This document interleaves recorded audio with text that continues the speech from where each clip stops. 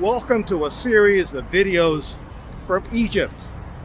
I'm starting on the Mediterranean coast in Alexandria, a city whose history has Greek and Roman roots and is named for Alexander the Great, the man who founded it in 331 BC. I'm on the city's gorgeous, if not somewhat noisy, corniche. This is a city of 5 million people that, with its suburbs, stretches along 25 miles of Mediterranean coastline. It's a busy place, as you can tell, not only attracting foreign visitors, but lots of Egyptians, many of them from Cairo, who come here as a getaway and to enjoy the cool sea breeze. It's long been a center of trade and commerce. That role was enhanced in the 19th century with the construction of the Suez Canal, connecting the Mediterranean with the Red Sea and the Indian Ocean beyond. But of course, its cultural influence goes back more than 2,000 years. I'm here at the Library of Alexandria, often referred to by its Latin name Bibliotheca Alexandrina, not just because it's considered among the great libraries of the world, but for what it says about this city's legacy as a great knowledge center since ancient times. The interesting thing is that once you actually get here, it almost disappears in front of you because of the building's design and the sight lines. It's impossible to get a true feeling what the entirety of this fantastic structure looks like.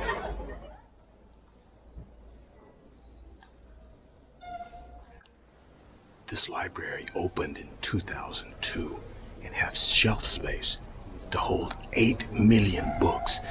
Its collection largely is in traditional Arabic, English, and French. Its reading room, where I am now, covers an incredible 200,000 square feet. There are 4 museums here, 4 art galleries, a planetarium, and a manuscript restoration lab. It's difficult to take in the enormity of this place, the way this building was designed. It presents itself as like multiple layers from top to bottom. So when I first walked in, I was a little dubious about there being 200,000 square feet of reading room space. And then I soon realized, yeah, there's at least that much. If you're unfamiliar with this city's place in history, you might be wondering, how did this library come about? And why here? Well, the answer is that this library was built with help from UNESCO and numerous individual nations as a commemoration of the ancient Library of Alexandria, one of the great institutions of its kind in the ancient world. Largely because of that library, during the 2nd and 3rd centuries BC, Alexandria became home to some of the world's most influential scholars, and the city became, for a time, the world's leading center of knowledge and learning. No trip to Alexandria would be complete without a peek at this place.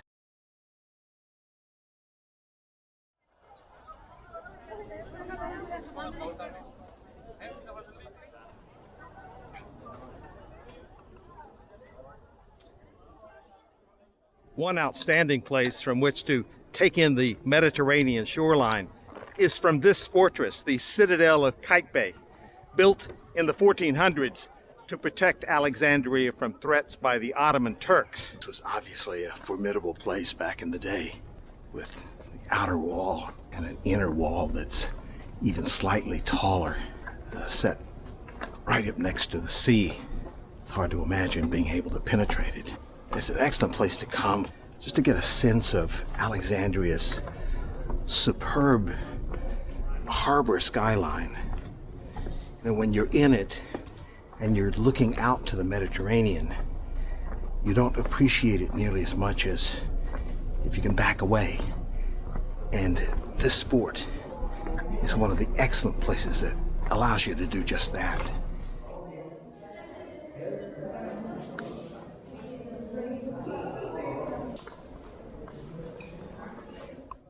There are views out all four sides.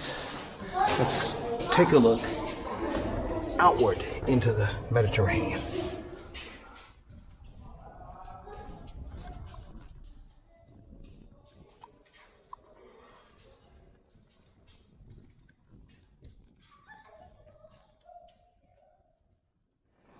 One of the most interesting things about the Citadel is something you can't see. It was built on the spot of the ancient lighthouse of Alexandria, one of the seven wonders of the ancient world. The lighthouse was built in the 3rd century BC, and for centuries it was among the world's tallest man-made structures. So what happened to it? Earthquakes.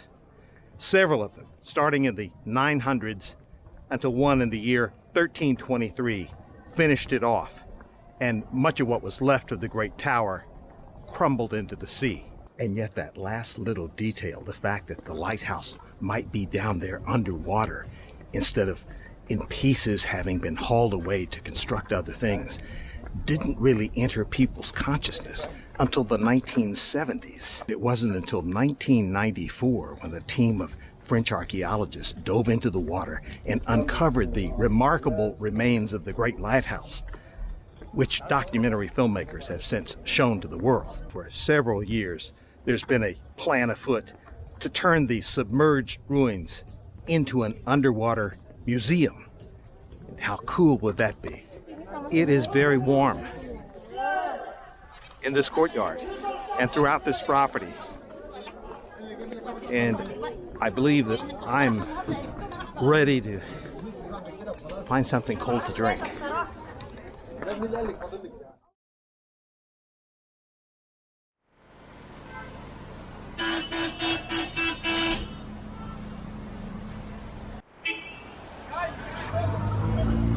There are two invariabilities in Alexandria: the aggressiveness of anyone behind a steering wheel and the friendliness of just about anyone who isn't. Adam. Adam. Yes. Ahmed. Ahmed. Abdurrahman. What's that? Abdurrahman. Ah, nice to meet you. Mahmoud. Mahmoud? Ham. Nice to meet all of you guys. Are you guys coming home from school? Okay. Yeah. You speak English? Yeah. Espanol? Well, you speak Arabic? No, no árabe. Lo siento. Okay, well, nice to meet you guys. Okay. Bye. Okay, bye-bye. Bye. Bye. Bye. Thing I wanted to mention to you, and that is the concept of street here is a bit different. We might think of a street as a place for cars, and that's certainly true here. But it's also a place for people because the sidewalks are often crowded with vendors, cars parked up on the sidewalk. So people use the streets, and vehicles dodge the pedestrians, and it all seems to work out. And now we have an enthusiastic conversation developing.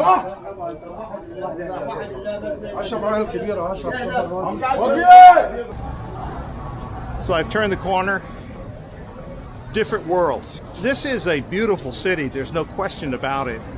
The architecture here is not what I would have expected.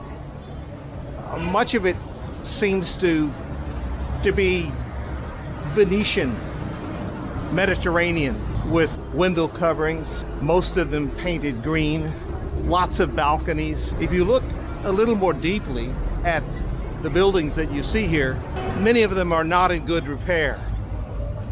They're just wonderful old structures, even with businesses on the ground floor, but that are hollowed out in the upper floors. A kind of faded glory vibe to much of the downtown section.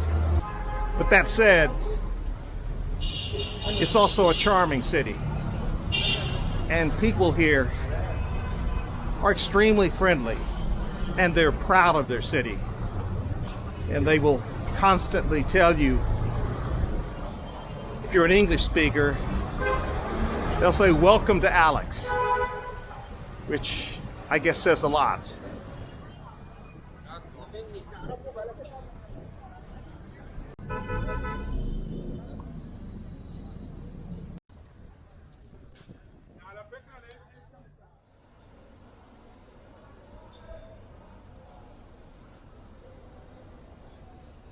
The Greeks may have founded Alexandria, but the Romans who followed them left their own mark. The giant column that you see is a prime example. This is the so-called Pompeis Pillar, erected about 298 CE in honor of Roman Emperor Diocletian, and which used to have a giant statue of him dressed in armor on top. The statue has long since disappeared from its pedestal, but the pillar remains and has the distinction of being the only ancient monument in the city still standing in its original location. This impressive monument is set in the middle of a residential neighborhood of mid-rise apartment buildings mainly. It sits on the remains of one of the oldest sections of the city, actually. The precursor village upon which Alexandria was built. It is surrounded by mounds of exposed rock from a large temple here, the Serapeum, which existed up until, I believe, the 3rd century CE. And the remains of the temple lay beneath my feet. There are a couple of explanations for how it got to be called Pompeis Pillar. The one I like best relates to something that is alleged to have happened here in the year 1803. That's when a British naval officer flew a kite over the pillar to get ropes over it so that he and another naval officer could climb it. They're said to have climbed it twice, and the second time they put up a staff and a weather vane, ate a beefsteak, and gave 3 cheers for King George III.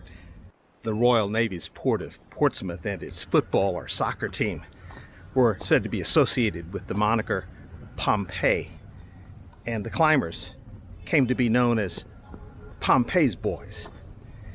Hence, 2 centuries later, this ancient Roman monument is known as Pompeii's Pillar.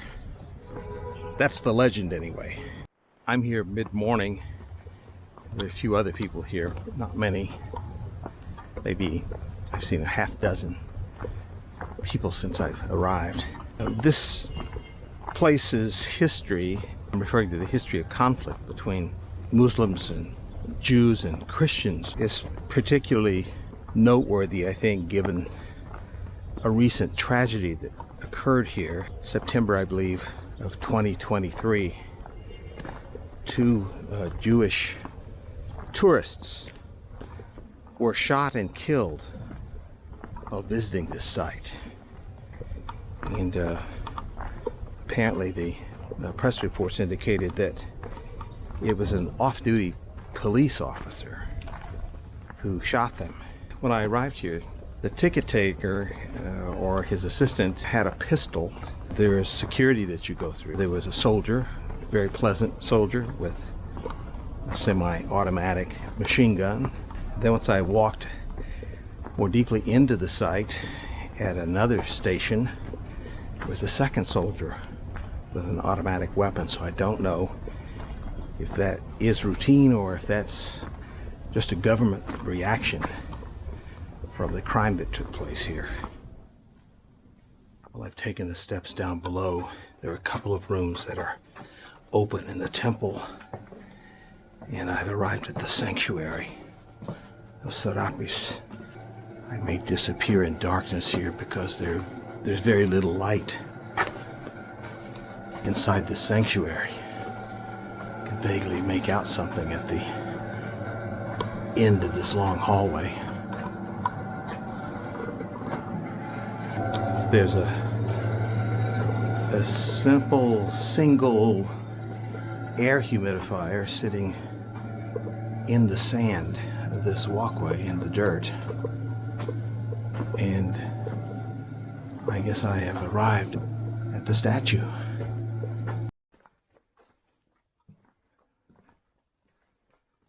There's not a lot in here other than the statue, presumably, of the god Serapis. There is another room which I'm about to go check out, and that is actually the former library here. I know we've spoken of the great library of Alexandria of ancient times, and of course the one here today, but the library in this temple allegedly predates the ancient library that sat near the shoreline. And again, it is very dark. A few more lights on the steps. I don't know if I'm any more visible. I think maybe I'm even less visible. But here's hoping.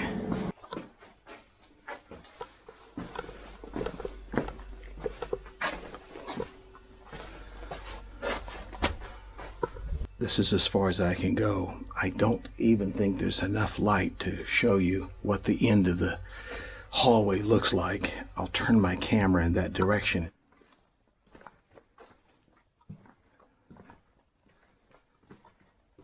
There are two giant crossbeams that prevent you from continuing. Probably says as much about the funds available to maintain and or restore this place as anything else. What you see is what you get here from the Temple of Serapis.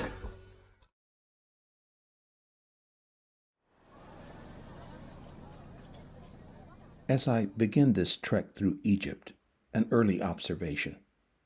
The first Egyptian I met on this trip, I shared a table with at Casablanca Airport in Morocco. Mustafa sat behind me on the flight to Cairo and insisted that he and his brother take me to the bus station to get me to Alexandria. He forewarned me that I would find his countrymen sad over the situation with the Palestinians in Gaza. He may be right. So far, it's hard for me to tell. Bye. Bye.